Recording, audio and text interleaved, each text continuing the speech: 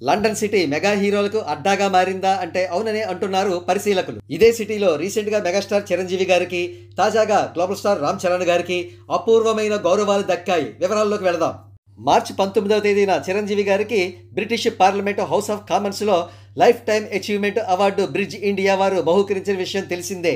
పదుల సంఖ్యలో British parliament ఎంపీలు ఈ కార్యక్రమానికి హాజరు కావడం, చిరంజీవి గారికి అవార్డు బహూకరించడం విశేషం. ఇక తాజాగా యూకేలో గ్లోబల్ స్టార్ రామ్ చరణ్ గారి మేనియా నెక్స్ట్ లెవెల్లో ఉంది. ఆయన లండన్లోని అత్యంత ప్రతిష్టాత్మక మేడమ్ టుస్సాడ్స్ మ్యూజియంలో తన వ్యాక్స్ ఫిగర్ను ఆవిష్కరించారు.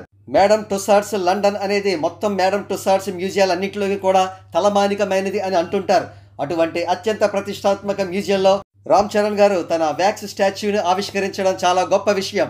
ఈ వ్యాక్స్ స్టాచ్యూ ప్రత్యేకత ఏమిటంటే ఆయనతో పాటు ఆయన పెట్ రైమ్ కూడా ఉంది. క్వీన్ ఎలిజబెత్ II తర్వాత తన వ్యాక్స్ స్టాచ్యూతో పాటు తన పెట్ను కూడా వ్యాక్స్ ఫిగర్గా మలుచుకున్న ప్రత్యేకత రామ్ చరణ్ గారికి మాత్రమే దక్కింది. అన్నట్టు ఈ కార్యక్రమానికి రామ్ చరణ్ గారితో పాటు ఆయన క్యూట్ రైమ్ కూడా విచ్చేసింది. ఈ ఫోటోలో మనకు రైమ్ కూడా కనబడుతుంది.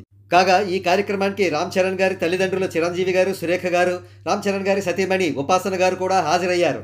ఇకపోతే రామ్ చరణ్ గారికి లభించిన ఈ అపూర్వమైన గౌరవం పట్ల మెగా ఫ్యాన్స్ కాలర్లు ఎగరవేస్తున్నారని ప్రత్యేకించి చెప్పాలా?